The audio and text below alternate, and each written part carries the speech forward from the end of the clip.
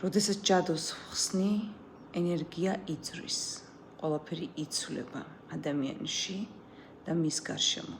უცნაურად, უცნობი ადამიანები იჩენენ მის გარშემო თავს, ვინც იყვნენ აქამდე დაფარული. ჯადოს მოხსნა მარტო ბოროტეს გაქრობა არ არის. ეს არის ენერგიის გასუფთავება და როცა ეს ხდება, ისინი ვინც შენ სინათლეს გრძნობს, შენთან მოდიან.